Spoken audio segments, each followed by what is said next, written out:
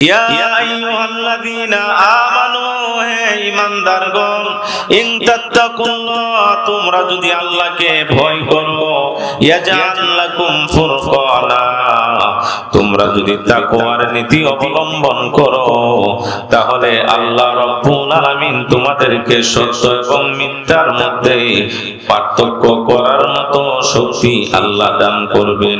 মাইয়াহদিহিল্লাহু فلا مضل له ومن يضلله فلا هادي له ونشهد أن لا إله إلا الله وحده لا شريك له ونشهد أن سيدنا ومولانا محمدا عبد الله ورسوله الذي أرسله الله تعالى بالحق بشيرا ونذيرا وداعيا إلى الله بإذنه وسراجا وقمرا منيرا أما بعد فقد قال الله تعالى في كلامه المجيد والفرقانه الحميد أعوذ بالله من الشيطان الرجيم بسم الله الرحمن الرحيم يا أيها الذين آمنوا إن تتقوا الله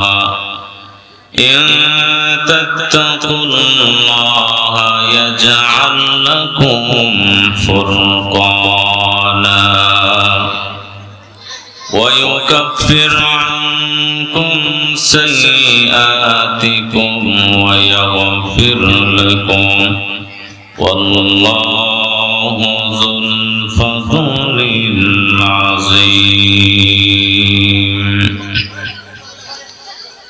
وقال تعالى في شان حبيبه ومحبوبه مخبرا وآمرا إن الله وملائكته يصلون على النبي يا أيها الذين آمنوا صلوا عليه وسلموا تسليما اللهم صل على سيدنا مولانا محمد وعلى آل سيدنا مولانا محمد اے بچارا نیچے بوشے دو اللهم صل على سيدنا مولانا محمد وعلى آل سيدنا مولانا محمد بلغ العلا بكماله كشف الدجى بجماله حسنت جميع خصاله صلوا عليه وآله مشرق حب محمد مطلع دیوان ما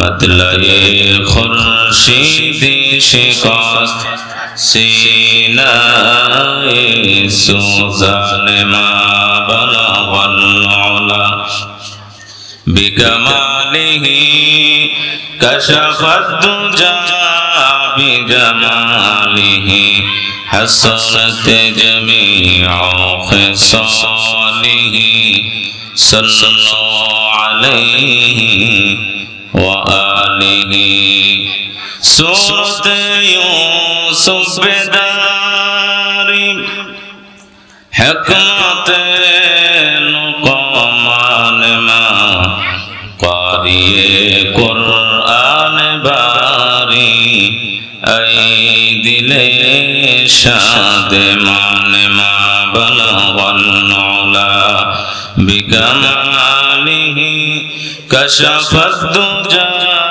بجمالہ حسنت جميع خصاله صلوا عليه আমাকে শহীদ করে সেই মিছিলে শামিল করে নিও যে মিছিলের নেতা আমির হামজা যে মিছিলের নেতা আমির হামজা খোবায়েব খাব্বাব খোদার ছিল যারা অতি প্রিয় শামিল করে নিও আমাকে শহীদ করে সেই মিছিলে শামিল করে নিও যে মিছিলের নেতা আমির হামজা যে মিছিলের নেতা আমির হামজা খোবায়েব খাব্বাব খোদার ছিল যারা অতি প্রিয় শামিল করে নিও ঐতিহ্যবাহী বিজয়নগর উপজেলাধীন ঐতিহ্যবাহী জালালপুর উত্তরপাড়া সর্দার বাড়ির যুবক বৃন্দের উদ্যোগে কবরবাসীদের রূহের মাগফিরাত কামনায় চতুর্থ বার্ষিক ইসলামী মহাসম্মেলনের অত্যন্ত শ্রদ্ধাভাজন সভাপতি মুআজ্জাজ মুকাররম উলামায়ে কেরাম, আমার সামনে উপবিষ্ট মুসলমান ভাইয়েরা, পর্দার অন্তরালে অবস্থানরত অত্যন্ত শ্রদ্ধেয় পর্দানিশীন মা ও বোনেরা, সর্বপ্রথম মহান রব্বে কায়নাত আল্লাহ রাব্বুল আলামিনের দরবারে শুকরিয়া জ্ঞাপন করি যে মহান মালিক আল্লাহ রাব্বুল আলামিন আমাদেরকে বিভিন্ন কাজ থেকে অবসর করে আজকে এই কোরআন ও হাদিসের মাহফিলে আমাদেরকে সমবেত হওয়ার তৌফিক দান করেছেন। এই জন্য মালিকের শুকরিয়া আদায় করি, অন্তর থেকে পড়ছি আলহামদুলিল্লাহ। মুহতারাম হাজিরিন, আল্লাহ সুবহানাহু ওয়া তাআলা এই পৃথিবীতে মানব জাতি সহ 18,000 মতান্তরে 40,000 মাখলুকাত সৃষ্টি করেছেন। আল্লাহ তাআলা বিশেষ করে মানুষকে মর্যাদার শ্রেষ্ঠ আসনটা দান করেছেন। আল্লাহ তাআলা মানুষকে আশরাফুল মাখলুকাত করেছেন। সমস্ত সৃষ্টি থেকে আল্লাহ তাআলা মানুষকে মর্যাদার উচ্চ আসনটা দান করেছেন। সুবহানাল্লাহ। এ মানুষ কিভাবে ইহকালীন শান্তি পরকালীন মুক্তি পেতে পারে, আল্লাহ তাআলা সময়ে সময়ে লক্ষাধিক নবী রাসূল পৃথিবীতে প্রেরণ করে মানুষ যেন হেদায়েতের পথ পেয়ে যায়, মানুষ যেন শান্তির পথ পেয়ে যায়, দুনিয়াতে শান্তি পরকালে মুক্তির ব্যবস্থা যেন মানুষের হয়ে যায়, এই জন্য আল্লাহ তাআলা লক্ষাধিক নবী রাসূল এই পৃথিবীতে প্রেরণ করেছেন। সুবহানাল্লাহ। আর এই নবী রাসূলদের মধ্যে আল্লাহ তাআলা আপনি আমার নবী আকায়ে নামদার তাজদারে মদিনা মুহাম্মদুর রাসূলুল্লাহ সাল্লাল্লাহু আলাইহি ওয়াসাল্লামকে মর্যাদার শ্রেষ্ঠ আসনটা দান করেছেন এবং এই নবীর উম্মত হিসেবে আমাদেরকে দুনিয়াতে প্রেরণ করেছেন। যেই নবী আল্লাহ তাআলা যেই নবীকে এত মর্যাদা দান করেছেন, যেই নবীর সুপারিশে, যেই নবী সুপারিশ ছাড়া, যেই নবীর সুপারিশ ছাড়া কোনো মানুষ আল্লাহর তৈরি জান্নাতে প্রবেশ করতে পারবে না। সুবহানাল্লাহ। শুধু তাই না, আল্লাহ রাব্বুল আলামিন আমাদের নবীকে এত মর্যাদা দান করেছেন, আমাদের নবী জান্নাতে ঢোকার আগে অন্য কোন নবীও জান্নাতে ঢুকতে পারবে না। সুবহানাল্লাহ। আল্লাহর হাবিব মুহাম্মদুর রাসূলুল্লাহ সাল্লাল্লাহু আলাইহি ওয়াসাল্লাম বলেন, কিয়ামতের কঠিন ময়দানে আল্লাহ রাব্বুল আলামিন যখন আমাকে বলবেন জান্নাতের গেটটা খুলে দেওয়ার জন্য, আল্লাহর হাবিব মুহাম্মদুর রাসূলুল্লাহ সাল্লাল্লাহু আলাইহি ওয়াসাল্লাম বলেন, আমার ডান পাশে থাকবে আবু বকর, বাম পাশে থাকবে হযরত ওমর, আর আমার উটের লাগাম ধরে ধরে আল্লাহর তৈরি জান্নাতে হযরত বেলাল জান্নাতে ঢুকে যাবে। সুবহানাল্লাহ। আল্লাহর হাবিব মুহাম্মদুর রাসূলুল্লাহ সাল্লাল্লাহু আলাইহি ওয়াসাল্লামকে আল্লাহ রাব্বুল আলামিন এত মর্যাদা দান করেছেন, আল্লাহ রাব্বুল আলামিন নিজেই তার রাসূল সম্পর্কে বলেছেন।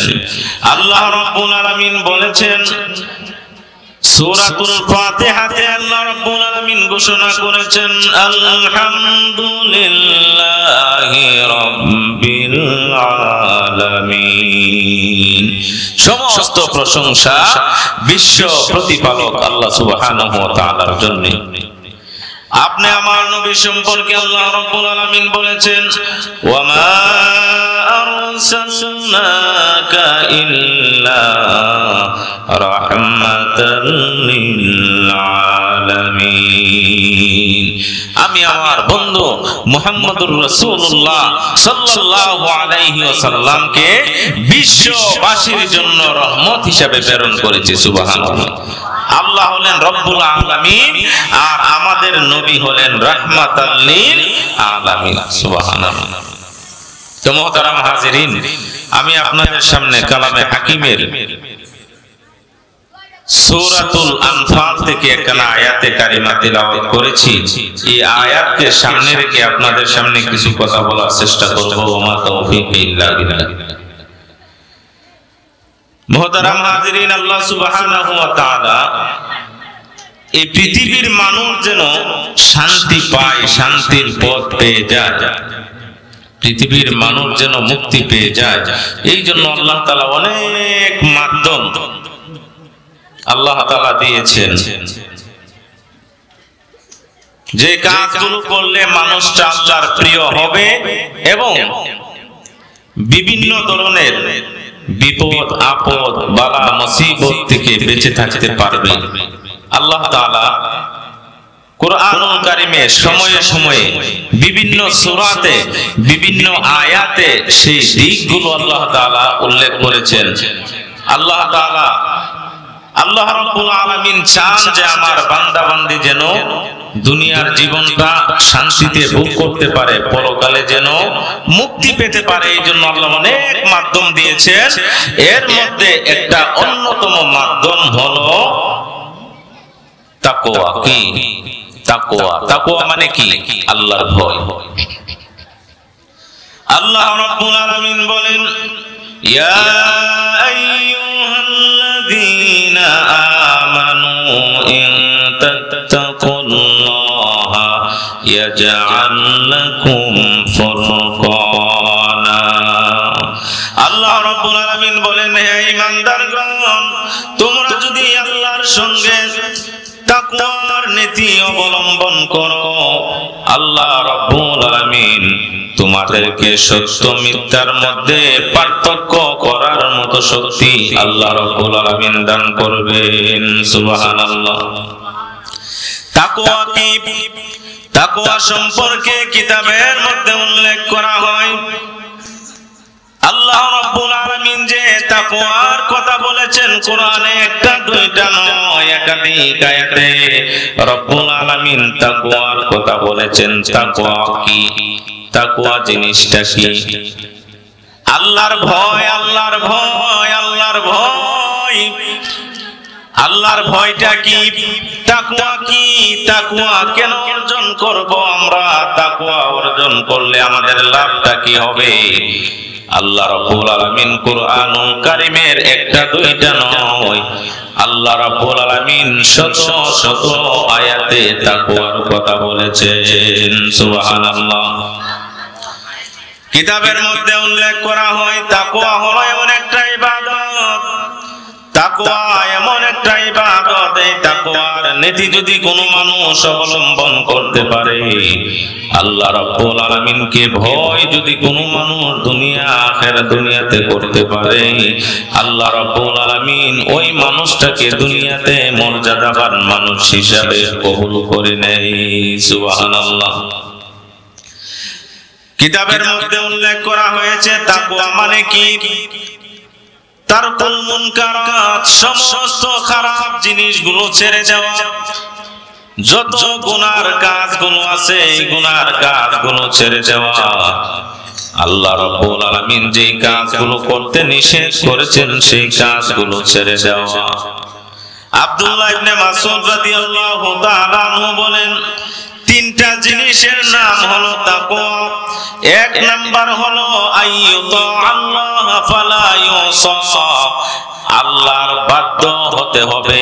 আইয়ুতা আল্লাহ, আল্লাহর অনুগত করতে হবে।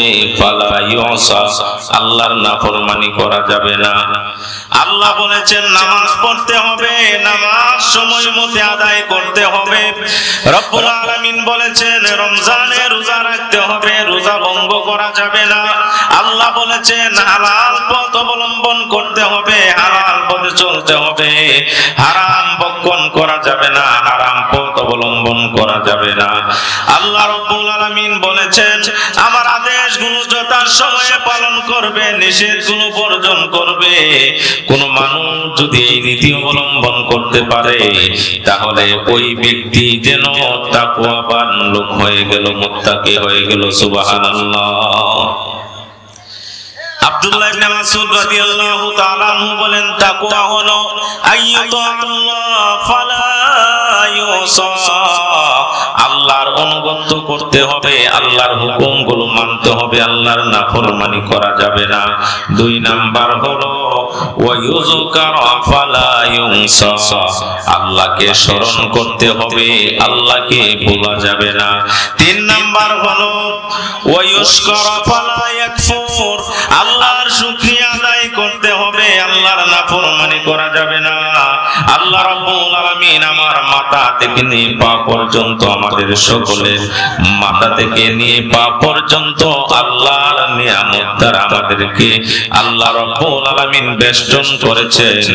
জীবনের প্রতিটা ক্ষেত্রে আল্লাহর শুকরিয়া যদি কোনো মানুষ আদায় করে তাহলে ওই মানুষের মর্যাদা আল্লাহ রাব্বুল আলামিন বাড়ায়া দিবে। সুবহানাল্লাহ। তো যে কথাটা বলছিলাম মুহতারাম হাজিরিন, আল্লাহ রাব্বুল আলামিন কুরআনুল কারীমে বলেছেন ইয়া আইয়ুহাল্লাযীনা আমানু ইন তাত্তাকুল্লাহা ইয়াজআল লাকুম ফুরকানা। আল্লাহ রাব্বুল আলামিন বলেন হে ঈমানদারগণ, আল্লাহ কত মায়া করে ডাক দিয়েছেন ইয়া আইয়ুহাল্লাযীনা আমানু, হে ঈমানদারগণ, ইন তাত্তাকুল্লাহ, তোমরা যদি আল্লাহকে ভয় করো, ইয়াজআল লাকুম ফুরকানা, তোমরা যদি তাকওয়ার নীতি অবলম্বন করো তাহলে আল্লাহ রাব্বুল আলামিন তোমাদেরকে সত্য এবং মিথ্যার মধ্যে পার্থক্য করার মতো শক্তি আল্লাহ দান করবেন। আজকে আমাদের সমাজে অনেক মানুষ কোনটা সত্য কোনটা মিথ্যা বোঝে না, কোনটা নেই কোনটা অন্যায় সেটা বোঝে না, বুঝলেও পালন করতে চায় না। আল্লাহ রাব্বুল আলামিন বলেন তোমরা যদি আমি আল্লাহকে ভয় করো তাকওয়া অবলম্বন করো আমি আল্লাহ তোমাদেরকে সত্য এবং মিথ্যা বোঝার মতো শক্তি দান করব। সুবহানাল্লাহ। কোনটা সত্য কোনটা মিথ্যা, কোনটা ন্যায় কোনটা অন্যায়, আজকে যদি মানুষ এইগুলো বুঝে তাহলে সমাজের মধ্যে দেশে গ্রামগঞ্জে কোনো ঝামেলা থাকবে না। যে আমি যে কাজটা করতেছি এই কাজটা সঠিক না, আমি যে কাজটা করতেছি এটা সত্য না, তাহলে আমি এই কাজ করতে পারি না। মুহতারাম হাজিরিন, যে কথাটা বলতেছিলাম, আল্লাহ রাব্বুল আলামিন বলেছেন তোমরা যদি তাকওয়ার নীতি অবলম্বন করতে পারো তোমাদেরকে একটা পুরস্কার আমি আল্লাহ প্রথম যেটা দান করব সেটা হলো সত্য এবং মিথ্যা, সঠিক এবং বেঠিক, ন্যায় এবং অন্যায় বোঝার মতো শক্তি তোমাদেরকে দান করব। সুবহানাল্লাহ। একটা ঘটনা বললেই বুঝবেন। মদিনা থেকে প্রায় 350 মাইল দূরে এক যুবকের বাড়ি। ওই সময় শাসনটা ছিল খলিফাতুল মুসলিমিন আমিরুল মুমিনিন হযরত ওমরের শাসনামল। ওই যুবকের ইচ্ছা ছিল যে আমার বাড়ি মদিনা থেকে 350 মাইল দূরে আমার বাড়ি, আমি একদিন হযরত ওমরের সাথে সাক্ষাৎ করব, কথা বলবো। সুবহানাল্লাহ। ওই যুবক এটা ভেবে রওনা দিয়েছে। মদিনা থেকে প্রায় 350 মাইল দূরে, ওইখান থেকে যুবকের বাড়ি থেকে রওনা দিয়েছে মদিনার পথে। আমি মদিনাতে আসব, উটের উপর আরোহণ করে খলিফাতুল মুসলিমিন ওমরের সাথে সাক্ষাৎ করব। এই ঘটনাটা এই জন্য বলতেছি, যুবকের ভিতরে আল্লাহর তাকওয়া, আল্লাহর ভয় কতটুকু ছিল আজকে আমাদের ভিতরে কতটুকু আছে। ওই যুবক রওনা দিল। মদিনার কাছাকাছি আসার পরে ওই যুবক একটু ক্লান্ত হয়ে গেল। ক্লান্ত হওয়ার পরে যুবক ভাবলেন দীর্ঘক্ষণ সফর করেছি, প্রায় 350 মাইল থেকে দূর থেকে আমি রওনা দিয়েছি মদিনায় আসার জন্য, একটু সময় আমি বিশ্রাম গ্রহণ করি। এই যুবক এটা ভেবে খেজুর বাগানের মধ্যে একটা গাছের সাথে উটকে বেঁধে যুবক খেজুর বাগানে ঘুমিয়ে গেলেন। ঘুমিয়ে যাওয়ার পরে ওই যুবক যখন খেজুর বাগানে ঘুমিয়ে গেলেন, উটটা কিন্তু গাছে বাঁধা। সুবহানাল্লাহ। যুবক ঘুমিয়ে গেছে, ঘুম থেকে উঠে দেখে আহারে উটটা যে গাছে বাঁধা ছিল ওই গাছে তো উটটা নাই। উটটা গেল কোথায়? যুবক পেরেশানির মধ্যে পড়ে গেলেন। হাঁটতে হাঁটতে সামনের দিকে অগ্রসর হলেন। সামনে গিয়ে দেখে উটটা জমিনের মধ্যে মরে পড়ে রয়েছে। ওই যুবক লক্ষ্য করে দেখলেন এই উটের পাশে একজন মুরব্বী লোক দাঁড়িয়ে আছে। ওই মুরব্বী লোককে ডেকে ডেকে বলে, চাচা আমি তো ওই বাগানের এক পাশে ঘুমেছিলাম, আমার উটটা আমি গাছের সাথে বেঁধে রেখেছিলাম, এখন দেখতেছি উটটা জমিনের মধ্যে পড়ে রয়েছে, মৃত্যুবরণ করেছে। ও চাচা উটটা কিভাবে মৃত্যুবরণ করলো আপনি জানেন কিনা? ওই মুরব্বী লোক ডেকে ডেকে বলে, ও বাবা এই যে উটটা আমার ক্ষেতের মধ্যে মাত্র চারা লাগাইছি, খেজুরের চারা, এই উটটা আমার ক্ষেতের মধ্যে আসলো, আসার পরে আমার সমস্ত ক্ষেত নষ্ট করে দিয়েছে, ছোট ছোট খেজুরের চারা ওই উটে আমার ক্ষেতের ভিতরে ঢুকে আমার সব ক্ষেত নষ্ট করে ফেলেছে।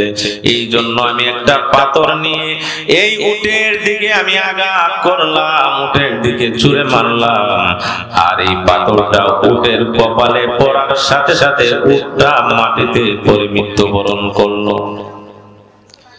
এখন মদিনার দিকে রওনা হয়েছে যে যুবক, তার বাড়ি তো মদিনা থেকে 350 মাইল দূরে। যুবক ভাবতেছে, আরে আমি এখন মদিনা যাব কিভাবে, আবার মদিনা থেকে আমার বাড়ি 350 মাইল দূরে কিভাবে যাব।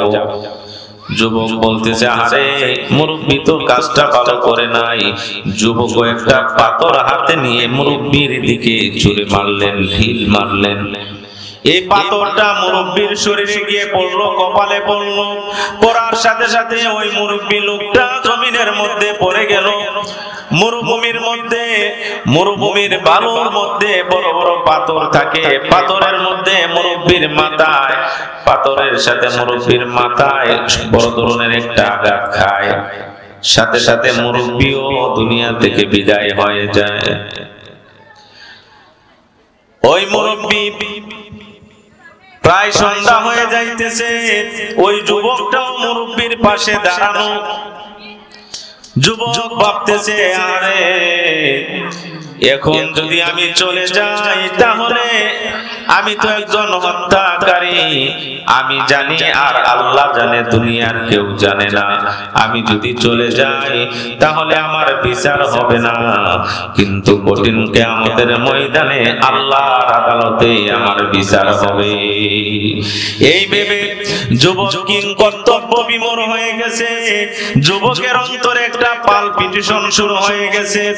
যুবক তার অন্তরের মধ্যে একটা অস্থিরতা কাজ করতেছে। আরে আমি তো মুরব্বীকে হত্যা করার জন্য পাথর দিয়ে ঢিল মারি নাই, আমি তো ঢিল মেরেছিলাম রাগে, কিন্তু মুরব্বী মারা গেল, দুনিয়া থেকে বিদায় হয়ে গেল।